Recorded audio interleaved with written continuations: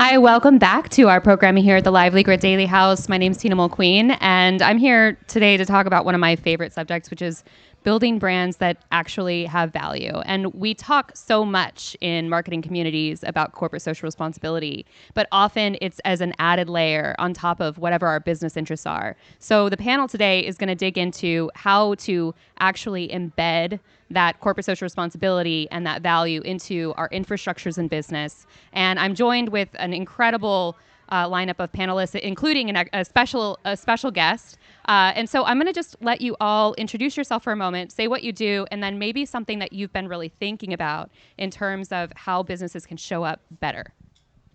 And I'll start with you, Dan. Thank you. I'm Dan Stangler.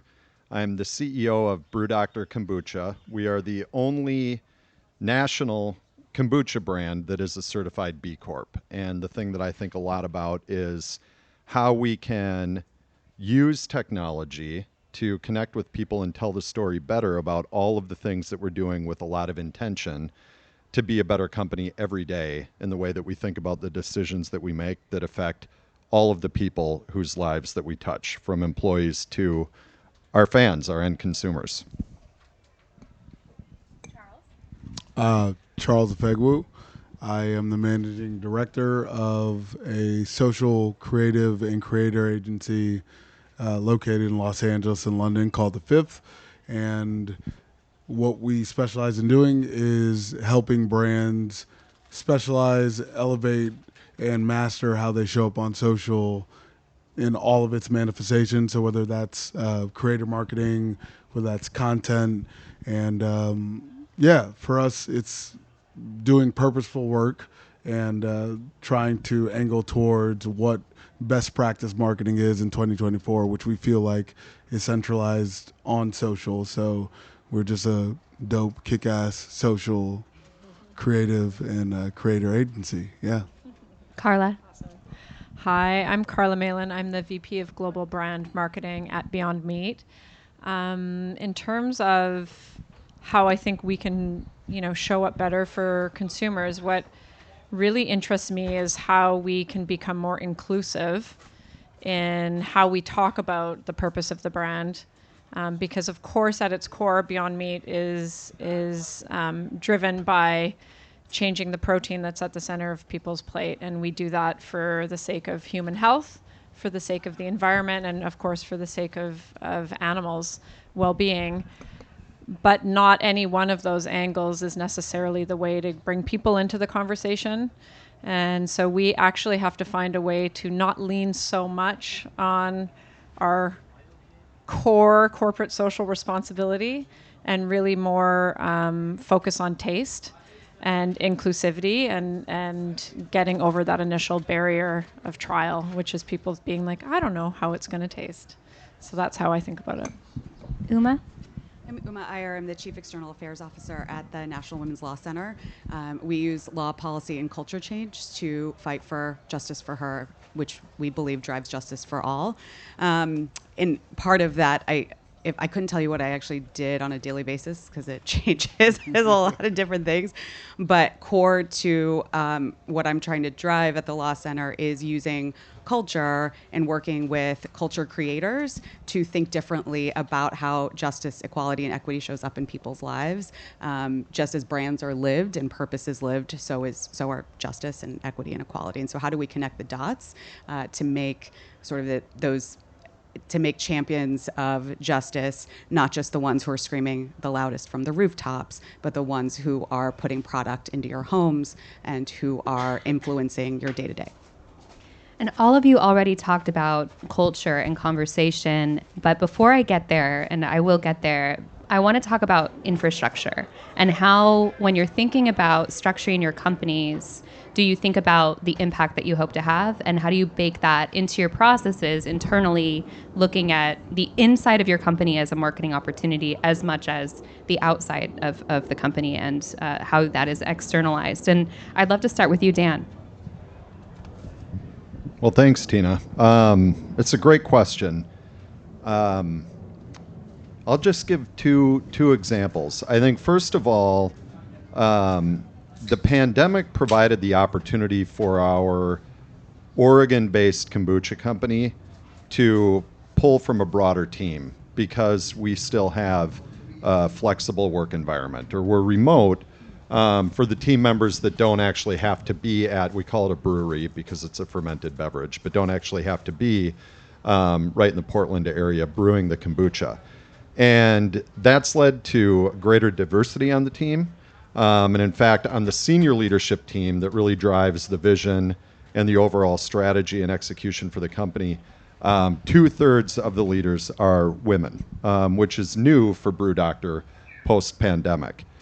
The other thing that we try and do, to your question, to make just our own people advocates and fans of the place that they work and the kombucha that we make, is we overinvest in our people, and I mean that in a really positive way. So the minimum wage in Oregon is just over $15 an hour.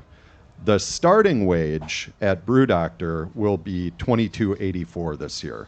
So we're continually challenging ourselves to provide a starting wage that is truly a living wage, along with benefits, 401k matching, things that people should be able to count on, but you can't take for granted.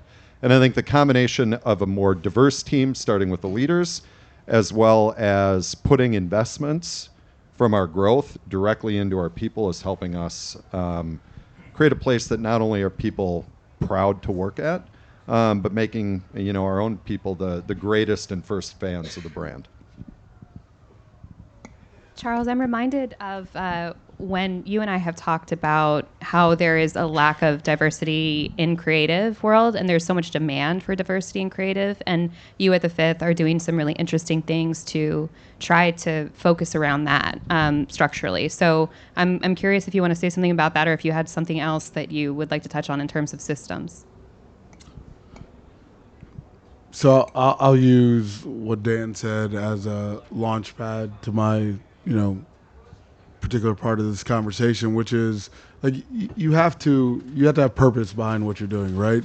And for me, I say something pretty often as I'm doing things like this, which is what's good for business is good for the business, right? So I think having very diverse, inclusive, representative business structure in 2024 is also good for like the commercial side of the business, right? So for me, it's as we're challenged consistently with bringing diverse representative campaigns to very diverse representative audiences, it's like you can't do that without having familiarity in what you're talking about, right? Like I feel like in marketing there's been this overuse to a degree of the word authenticity, right? And to me it's like authenticity can't exist where familiarity doesn't also exist, right? So it makes a lot of sense to have the people and the familiarity in what you're talking about and a passion around what you're talking about as you try to bring in new audiences and ultimately build communities, right? Because I don't know that as we get into especially Gen Z and then Gen Alpha being core buying demo, like they sniff through bullshit very quickly, right? So it's not about building an audience anymore. It's about building a real community, and you can't build community unless there is an absolute certainty that what you're saying, what you're doing, what you're messaging around as a brand, you truly believe in that. So, it's what I tell every brand that we work with, and we do a lot of, again, going back to my initial point, dope shit, whether it be launching a show, launching a film, a consumer brand product, and it's just like it's harder to build the audience and build the community as you don't do marketing really well, which to me, and I think is proving itself out in the marketplace, is like speaking in a very real way to the people who actually eventually care about your product. So I think every brand should be thinking about that. And I'll pass to Carla because I think y'all do a great job at that. So thank you.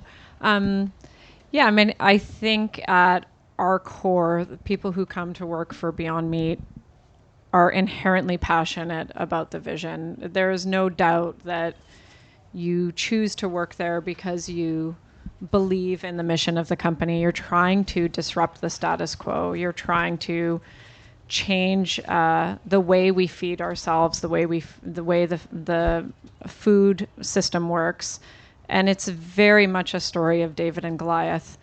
And so it's not an easy challenge. People don't come because they think it's going to be a cakewalk. It's not. We're up against some of the most powerful forces, in the industry, with a lot of power, a lot of money, etc.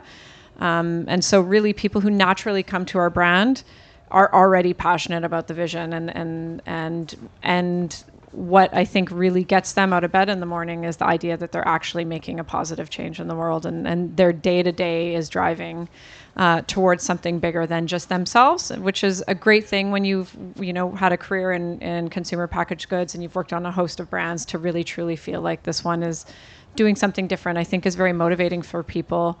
The other thing that we do is really try to ensure that we are hiring young people who can speak to their consumer, our core consumer, in, I hate to say it, in an authentic way, but in a true way, in the sense that they just know what's going on social. And so better than I can, we hire a 23-year-old who knows all the trends, well before I know them, on TikTok and all the various channels that we're present in, and we really just let them do their thing, and they know the brand, they love the brand, we've given them like the kind of key guardrails, but we really let them run with it, and I think that's where you get better content from them, and the audience, our consumers, just respond so much more positively, because it's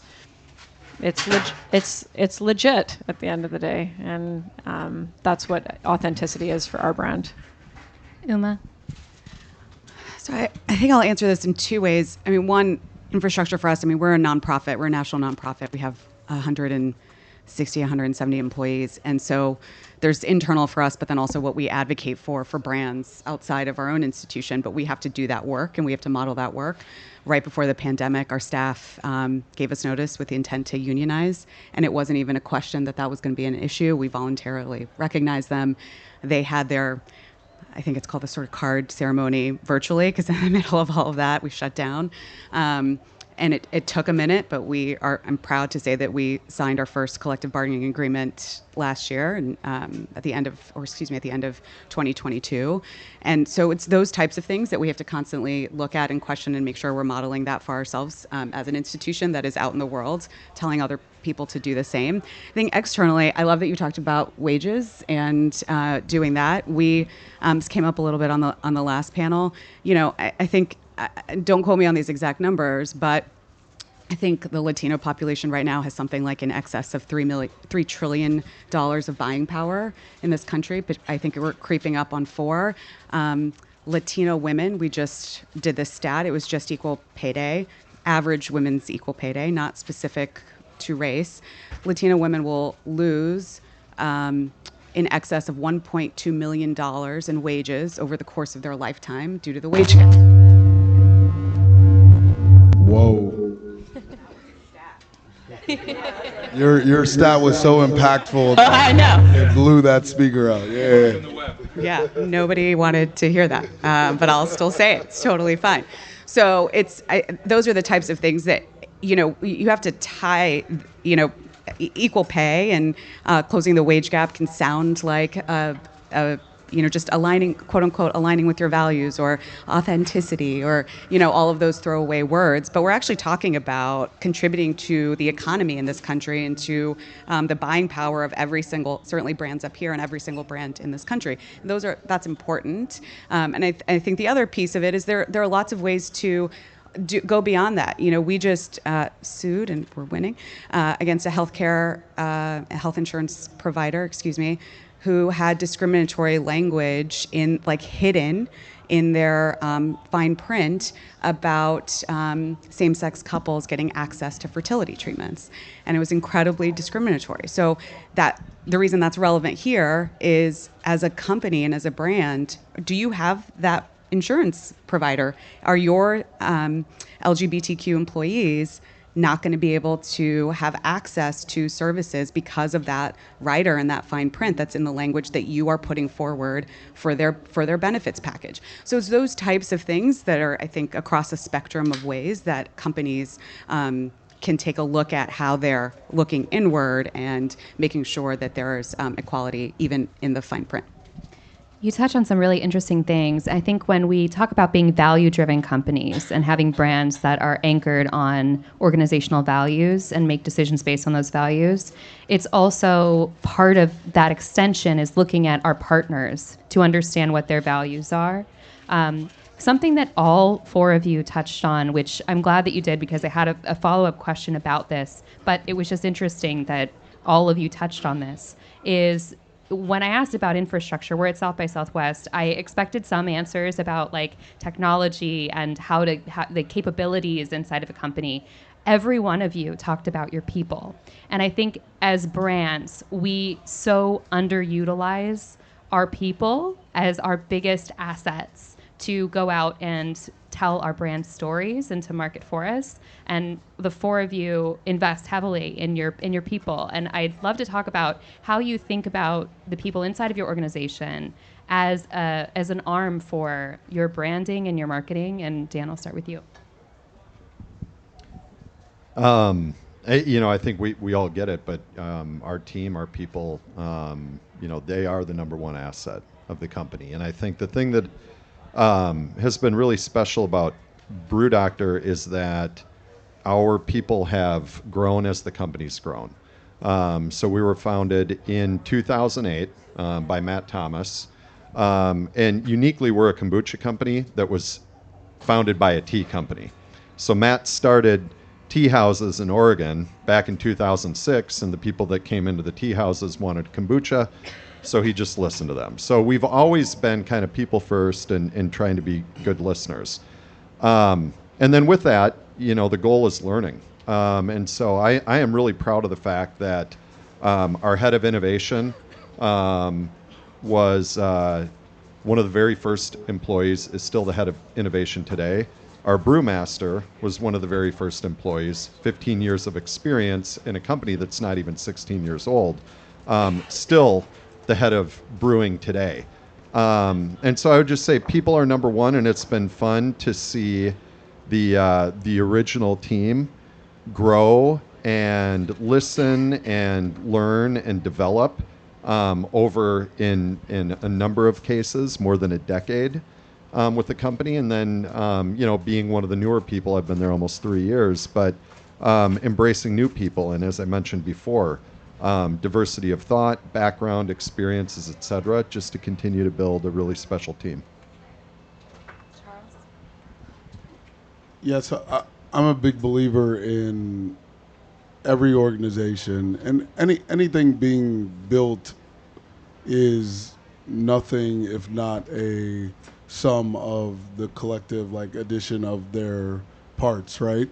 So for me, we're a social agency that does a lot of really great work, and I'd like to think the thing that draws people to doing work with us is that we can represent a lot of different conversations in a very unique but also authentic way, right? So I've tried to build an organization that represents being able to be participatory in a lot of really great conversations in a very authentic way. And I think that means having people that come from backgrounds that can actually speak to that, right?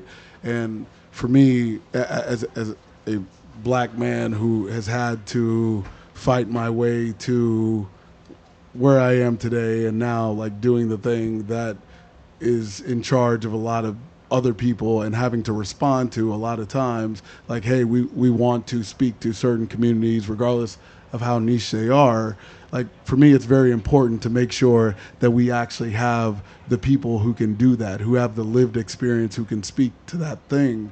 And again, going back to the authenticity word, like you have to have the lived experience, right? Like without that familiarity, without being able to say, hey, I know this thing, I've lived this thing, I've seen this thing, it's very difficult to actually respond to that thing. And I think that speaks to diversity in all of its manifestations, right?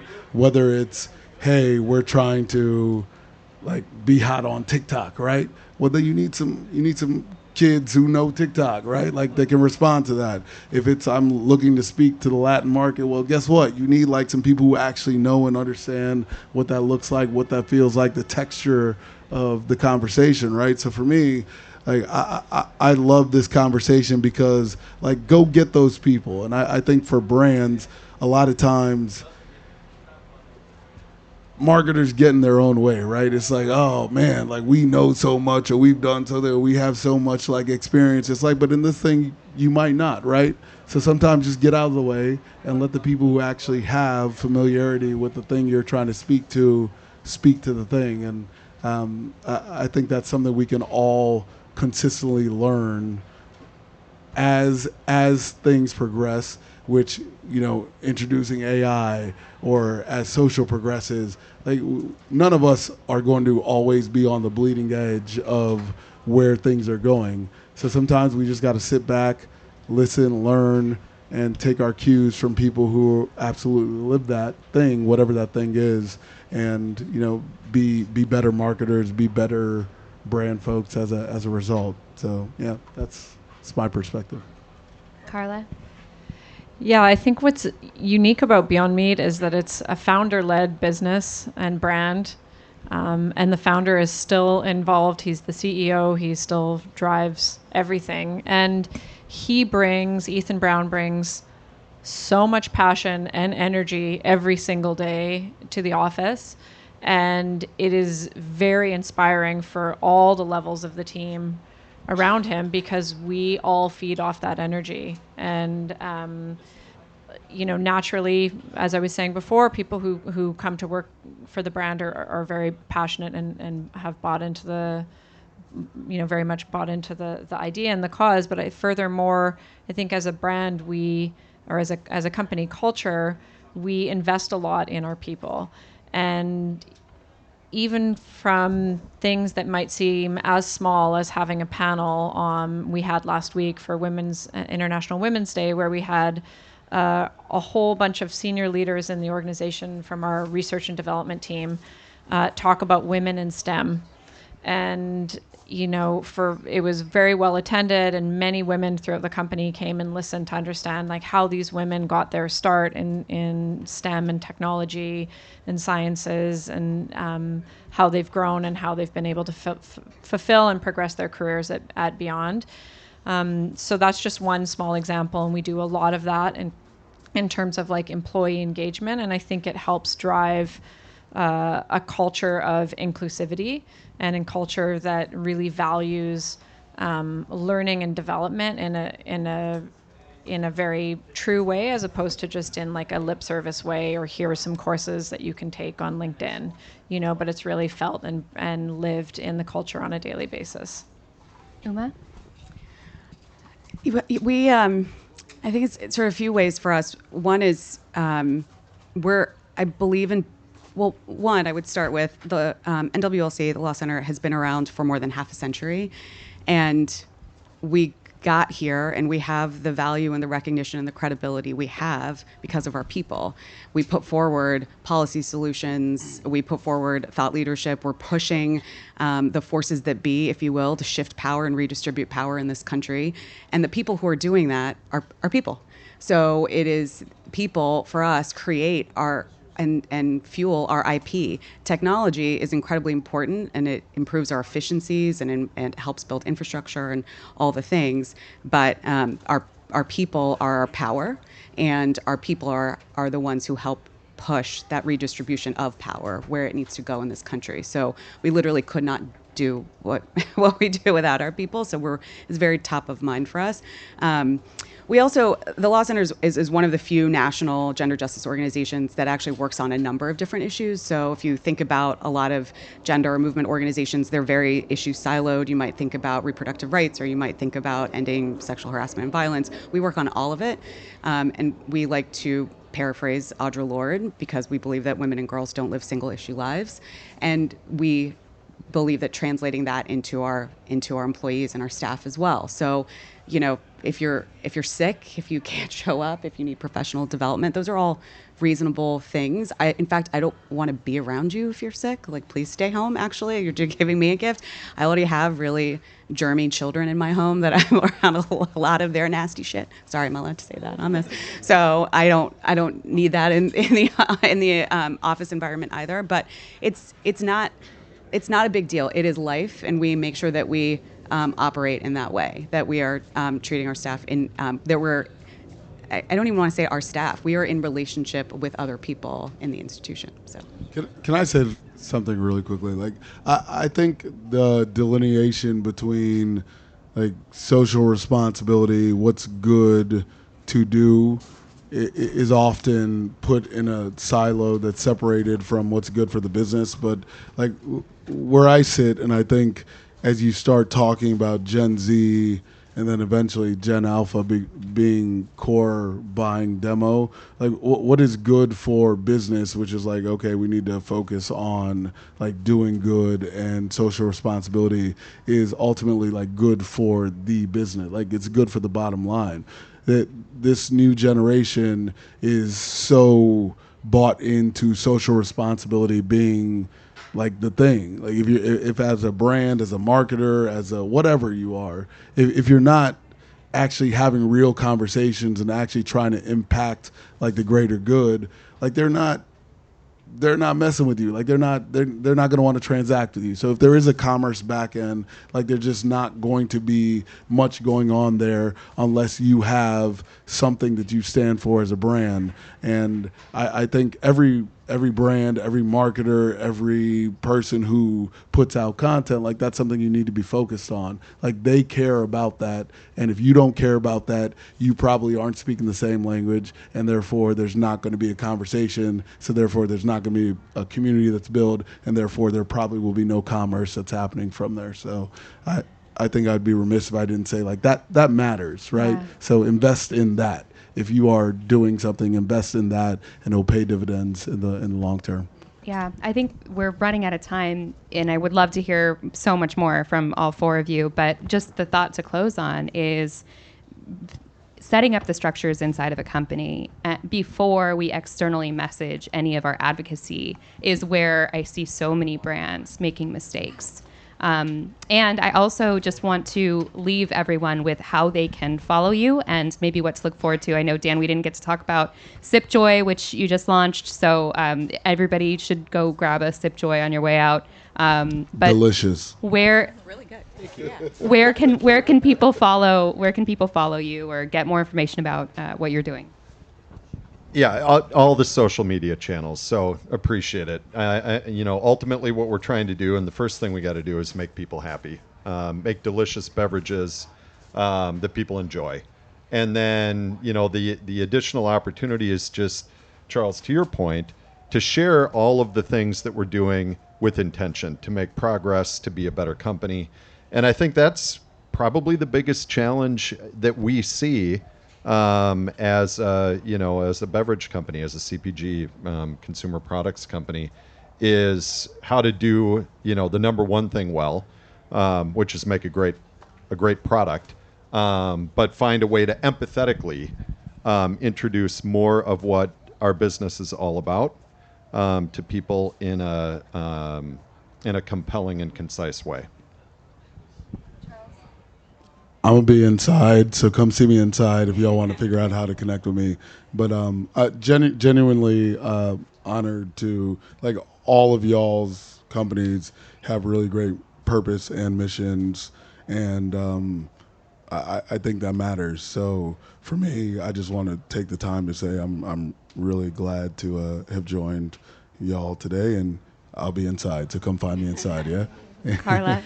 Thank you. Me too. And thanks, Charles, for the last minute invite. So I just sort of stormed the stage. Yeah, you can follow Beyond Meat on all our social channels. In terms of what we have going on right now, we actually just relaunched the core of our brand. So our core beef, burger, and sausage. And we're super excited about it because we removed all the seed oils, replaced it with 100% avocado oil, 70% less saturated fat than animal meat, less sodium than previously. It's unbelievable. We're getting very, very close to being indistinguishable from meat. So give it a shot if you haven't. And maybe you'll feel better about the choices you're making for the planet, for animals, for your own well-being. I think, the future is coming in that direction, and we're just really excited to bring people in to the movement. So that's my story. Uma? We are also in all the places, including TikTok, which I'm really proud of because not a lot of nonprofits do that. We've got a great, it's fire, as the kids say. But we believe in meeting people where they are in order to move progress and change. And so, yeah, you can meet me wherever I am, certainly. So to Charles, but we are also on all the. Meet me inside. What was the anyway? I was recalling the "Catch Me Outside." Anybody remember that moment? Yeah, "Catch Me Inside." We're not working a lot. I don't know if you heard, but women are fine. They're doing fine in this country, especially women of color. We're fine. Everything's fine. We're paid equally. There's no reproductive rights issues. Everything's fine. It's totally fine. But in 2024 is certainly it's going to be a big year for a number of reasons. There's a lot of stuff happening at the state level that we're focused on. That will both forward and delay progress. So we're working on a lot of different things, and I think in the C3 capacity, that's about all I can say. But we need, there are a lot of important Supreme Court cases actually coming up in June. The decision time is in June, so I encourage everyone. Supreme Court is not like the sexiest thing to talk about, but it is possibly one of the most impactful things on everybody's lives. Everyone who's watching this, everyone who's in this room, whether whatever gender you are. So I encourage folks to pay attention and follow the Law Center and join us wherever you can. Thank you so much. Yeah. Oh, sure. Yeah.